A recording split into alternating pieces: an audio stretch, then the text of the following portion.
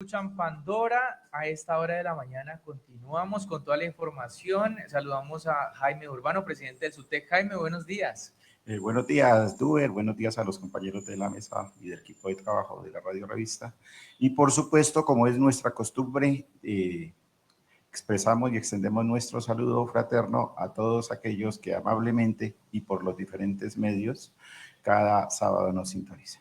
Claro que sí, nos escuchan a través de Radio 1040, en La Bacana 92.7 FM, ahí en Timbío, en La Qué Buena en Almaguer, en la 91.4 FM y por supuesto, Jaime, en la famosa 94.3 FM desde La Palma Pedregosa en Cajibío. Y nos ven en Facebook también. Jaime, vamos con temas nacionales sobre la sentencia T009 de 2024. ¿De qué se trata esta sentencia? Bueno, esta sentencia es del pasado enero, expedida por la Corte Constitucional. Es una sentencia de tutela donde la Corte Constitucional reitera los criterios que ha tenido de manera recurrente y sistemática en relación con el reconocimiento del derecho a la educación en territorios rurales. ¿Cuáles son los hechos? Los hechos se resumen en las siguientes expresiones. Primero, hay un establecimiento educativo en una vereda de norte de Santander, de un municipio de norte de Santander. En esa vereda, hace 6 años, la administración departamental determinó cerrar ese establecimiento, aduciendo que no había un número de suficientes para mantener los profesores. A los niños que habían, que en esa ocasión eran poco más de 7 u 8, decidió ubicarlos en otra escuela, dicen ellos cercana, pero la realidad mostró que esa cercanía significaba para estos menores caminar poco más de 1 hora y media para llegar a la escuela donde unilateralmente la administración departamental de Norte de Santander decidió trasladar a esos niños. Los accionantes, los padres de familia de estos menores, venían haciendo ingentes esfuerzos para que esa institución se reabriera. En varias ocasiones acordaron reabrirla y no era posible en consideración a la misma limitante. No había profesores, no había plata para hacerle mantenimiento, ni menos aún para garantizar el funcionamiento en adecuadas condiciones. 6 años tardaron estos padres de familia, muchas generaciones pasaron y los padres de familia se ven obligados a impetrar una acción constitucional de tutela protegiendo, reclamando mejor los derechos de sus hijos, que son todos niños, niñas y adolescentes. A la fecha en que colocaron la tutela eran poco más de 20 niños que estaban en esas circunstancias. El primer juez, en la primera instancia que conoció esto como cosa rara, determinó declarar improcedente la tutela, con el dicho de que esos 20 niños tenían servicio, que no importaba que fuera lejos, pero el servicio, el derecho fundamental, no se les estaba negando. En consecuencia, no procedía la tutela. Los padres de familia no impugnaron, o sea que no conoció juez de segunda instancia, pero afortunadamente, y por presiones de la personería de ese municipio y la procuraduría delegada ante la Corte, incidieron para que esa tutela fuese objeto de revisión por la Corte Constitucional. Así las cosas, la Corte Constitucional revisa la situación, escucha los argumentos de las diferentes partes, sobre todo la de los accionados, el municipio que tiene obligación de hacer mantenimiento, que tiene obligaciones de brindar servicios de calidad, de transporte, etcétera. El departamento que tiene la obligación de garantizar la planta de personal, el ministerio que tiene la obligación de garantizar que el servicio se preste, entre otras instituciones. Oídas los descargos, digamos así, la Corte llegó a 3 conclusiones. Primera, a estos muchachos, a estos 20 y a todos los niños de esa vereda, se les está violando el derecho a la educación. Y se le está violando el derecho a la educación en dos componentes básicos de los cuatro que son. El primero, dice la Corte, se les está violando el derecho a la accesibilidad a una educación de calidad. ¿Qué significa ese componente de accesibilidad? Significa que el Estado tiene la obligación de tener un establecimiento educativo en cada sitio poblado del territorio nacional, independiente de que haya niños o no haya niños. Es decir, aquí no se pone no se crea un establecimiento, una planta física, una escuela, un colegio, es porque hay niños. No, se crea es porque allí hay un potencial de estudiantes. Sí, es decir, no es el subsidio a la demanda, el Estado tiene la obligación de ofertar el servicio educativo, el derecho de reconocer ese derecho. Y si no tiene esa condición, pues debe garantizar las condiciones en el sitio más próximo posible, más próximo. Y a esos niños garantizarles, a los que no, donde no hay establecimiento, debe garantizarles transporte escolar. Y ninguna de estas dos situaciones se estaba presentando. Los niños que referimos en el relato anterior, estos niños tenían que caminar, tenían que enfrentarse a riesgos propios de ese tipo de trayectos rurales. En varias ocasiones se presentaron accidentes, fueron atacados, fueron víctimas, mejor, de mordeduras de serpientes, etc. Primer componente violado. Y el segundo componente es la aceptabilidad. Todos los planteles educativos deben garantizar las condiciones mínimas. Y como esa escuela, después de 6 años, imagínense ustedes, si no más producto de la pandemia, todos los establecimientos educativos se montaron, quedaron a puertas de caerse. Imagínense un establecimiento educativo que 6 años no se usa. Por Dios, eso ya amenazaba ruina y amenazaba caerse. Entonces, volver a los niños en esas condiciones, ordenar la reapertura en esas condiciones, era un exabrupto, era negar el derecho en ese componente. Así las cosas, entonces la Corte dice, o prestan el servicio en el sitio y reabren esa institución, o garantizan de manera eficaz el transporte escolar. Cualquiera de las dos deben informarle a la Corte en un término no superior a 48 horas. Segundo, le dice al ministerio, usted debe estar encima, vigilando que la entidad territorial, con el argumento manío que tienen de que no hay profesores, de que no hay plata, igual las alcaldías no se puede, no hay plata, no hay recursos, se agotó los recursos del SGP, no nos pueden obligar a lo imposible, dicen ellos. Entonces, con esos argumentos no se puede negar un derecho fundamental, sobre todo cuando se trata de niños, niñas y adolescentes. Entonces, creemos, y exhorta al ministerio y a las entidades territoriales a que, como decían en el programa El Chavo, la próxima vez ese tipo de situaciones no se presenten, porque por supuesto eso será considerado causal de mala conducta para el funcionario que incurre en ese tipo de comportamientos. A manera de colofón, bueno sería que las autoridades educativas de los 42 municipios certificados, los 41 no certificados y Popayán, leyesen esta sentencia, que los padres de familia conociesen este documento y que los sindicatos, por supuesto, en nuestro rol misional, la hiciésemos cumplir en el territorio caucano, porque sí que se viola este derecho. Muchas gracias, Jaime. Ahora vamos con otro tema sobre el nuevo modelo de salud del magisterio. Bueno, el pasado 1 de abril, en horas de la tarde-noche, se anunció que por unanimidad los 5 integrantes del Consejo Directivo del Fondo Nacional de Prestaciones Sociales del Magisterio, recordemos, donde hay 3 ministerios mejor, Educación, Trabajo y Hacienda, y 2 representantes de FECODE, en nuestro caso particular de este periodo, la compañera Georgina y el compañero Cristian. Aprobaron por unanimidad el marco en el cual se va a prestar los nuevos servicios a partir del 1 de mayo, dice el documento.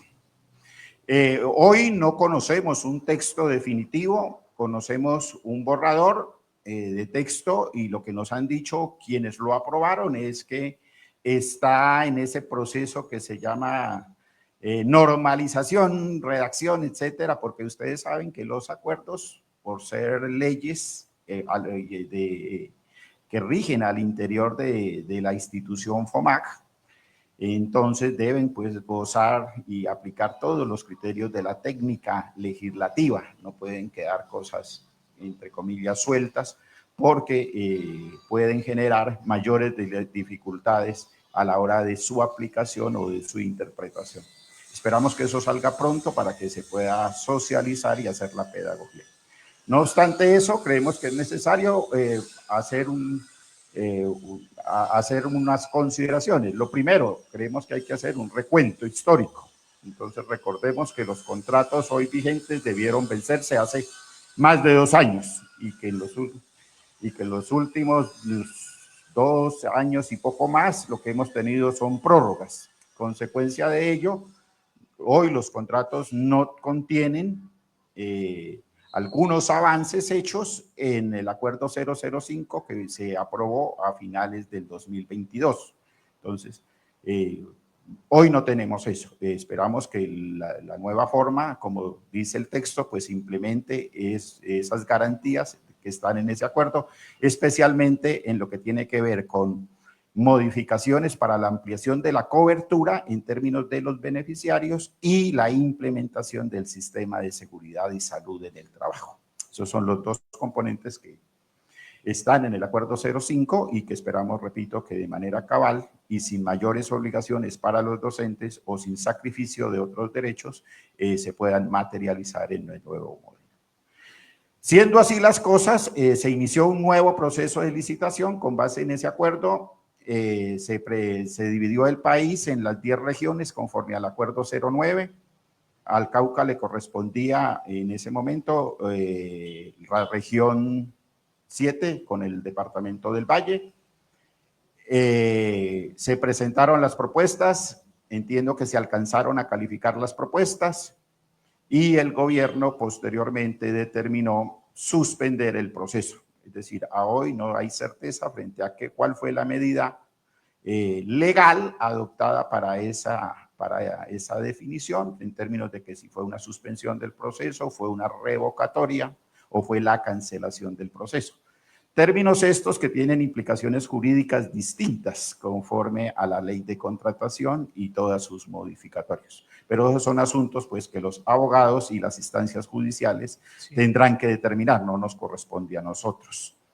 Una vez se termina eso, se anuncia que se va a construir de manera mancomunada con la federación un nuevo modelo que tenga por base la eliminación de la intermediación y que tenga por base el respeto a la ley 91 y el respeto a las conquistas logradas por los maestros, especialmente en las consideraciones del régimen exceptual, que palabras más, palabras menos, significa no copagos, no preexistencias, no cuotas moderadoras, sino periodos de carencia, y un plus del 62.67 adicional a lo que se le paga en el régimen general, en el régimen general del sistema contributivo. Así las cosas, se inicia ese proceso, se constituyen mesas técnicas, se presenta un primer borrador, viene una etapa de ajustes, se presenta una segunda versión, nuevos ajustes, y hoy tenemos la versión 3 de lo que puede ser el nuevo modelo, repito, sujeto a ese proceso de normalización jurídica que se encuentra. Paralelo a ello, el pasado 27 también, martes santo, determinan que la fiduprevisora debe iniciar una serie de acciones para modificar su estructura, para crear gerencias en términos de una gerencia de salud, una gerencia de seguridad y salud en el trabajo, hacer unos contratos para ampliar su planta de personal en no menos de un 500%, definir unos criterios de contratación para los que van a ser parte de la red de proponentes, poco más de 8,000 prestadores serán ahora, según los cálculos que ha hecho la Procuraduría, definir las tarifas la escala tarifaria según los servicios que cada IPS interesada en prestar el servicio logre en una nueva modalidad de contratación que se llama acuerdo de voluntades, donde ya no hay licitación, ya no hay ley 80, ya no hay planeación, ya no hay nada de eso, sino lo que las partes acuerden. Pues nos preocupa esa partecita, entendiendo pues que no siempre, comillas, vamos a tener gobierno amigo, ¿sí? Si estuviese garantizado eso de que el consejo directivo siempre los 5 van a ser consecuentes, pues no habría mayores temores. Y posteriormente tendrán ellos que constituir la red en 3 niveles, en una arquitectura territorial municipal. Necesariamente los docentes, para ingresar al sistema, podemos hacerlo o bien desde el sitio donde vivimos, el sitio más cercano a donde estamos ubicados, nuestra residencia, o bien al sitio más cercano donde trabajamos. Entonces, ese es el primer nivel. Desde allí se activa pues la ruta. Si en ese primer punto de atención no hay el servicio que requiero, entonces me mandan al sitio más cercano dentro de la subregión, que es un conjunto de municipios circunvecinos, o dentro del departamento al que pertenece mi subregión, sin perjuicio de que me puedan mandar para otro departamento dentro de la región. Y ya hay un tercer nivel, que es el nivel nacional, para servicios complementarios y altamente especializados. Debemos dejar claro eso. Eso significa, compañeros, que todo lo que no se encuentre en la región se puede acceder siempre que la entidad o la IPS a donde nos van a enviar haga parte de la red de proponentes. No es que porque yo quiero ir a la Valle del Lili, pongo un ejemplo, me voy para allá porque sí, no. Si el Valle del Lili hace parte de la red de proponentes, es decir, ha suscrito acuerdo de voluntades, yo puedo ir allá, previo reenvío y previa demostración de que ni en el municipio, ni en la subregión, ni en la región existe el servicio, se presta ese servicio. Y en materia de salud y seguridad y salud en el trabajo se hace lo mismo. Llamamos la atención sobre el tema financiación de este modelo, toda vez que de ese plus del 62.27% se le saca ese plus, antes era solo para salud, se saca el 2.79 para financiar el componente. Riesgoso eso porque en toda parte de Colombia y para todos los trabajadores y en toda parte del mundo, la seguridad y salud en el trabajo, conocida vulgarmente como los riesgos laborales, no los paga el trabajador, siempre los ha pagado el empleador. Pues acá entramos a cofinanciar nosotros, repito, riesgoso eso, y esperamos que en esta etapa de ajuste se pueda ir modificando. Jaime, en 1 minuto, 8:59 de la mañana, la agenda del SUTEC. 9:10 sesiona la mesa departamental Cauca Afro, que tiene asiento en Bogotá. Allí venimos trabajando de manera cercana con la comisión que fue producto del paro que se hizo el mes pasado, mediados del mes pasado, y que significó el taponamiento del peaje en Villarrica. El 9 vamos a participar de la movilización tanto en Popayán como en Cali, según lo hemos escuchado a lo largo del programa. Y hacemos un llamado fraterno a todos los compañeros etnoeducadores indígenas para que por favor lean la última versión de lo que se conoce como Sistema de Educación Indígena Propio. Nosotros estamos haciendo el análisis y prontamente citaremos para que hagamos un análisis colectivo, sobre todo frente a algunas situaciones que para nosotros generan preocupación. Muchísimas gracias por, Jaime, estar en Pandora. A ustedes, muchas gracias como siempre y para adelante, compañeros. Nos vemos el próximo fin de semana y por supuesto en la movilización del 9 de abril. Así será. Puedes ampliar nuestra información. Reciban un saludo fraterno. Ante los recientes anuncios de FECODE y de la ministra de Educación en relación con la implementación del nuevo modelo de salud para el magisterio, la Junta Directiva Departamental del SUTEC informa que a la fecha de hoy, solo se conoce que ha sido aprobado un acuerdo por el cual se modifican los acuerdos 03 de febrero de 2016, 09 de septiembre de 2016 y 05 de diciembre de 2022, mediante el cual se adopta el nuevo modelo de salud. Conforme a lo anterior, Los equipos técnicos se encuentran en el proceso de redacción de este acuerdo para hacerlo público. Por otro lado, a la hora de este comunicado, ni la fiduprevisora, ni el Ministerio de Educación Nacional, ni FECODE han dado directrices a las entidades territoriales, ni a los docentes activos, ni a los pensionados inactivos, para que se adelanten acciones encaminadas a la conformación de la nueva red de prestadores y proveedores en sus distintos niveles y modalidades.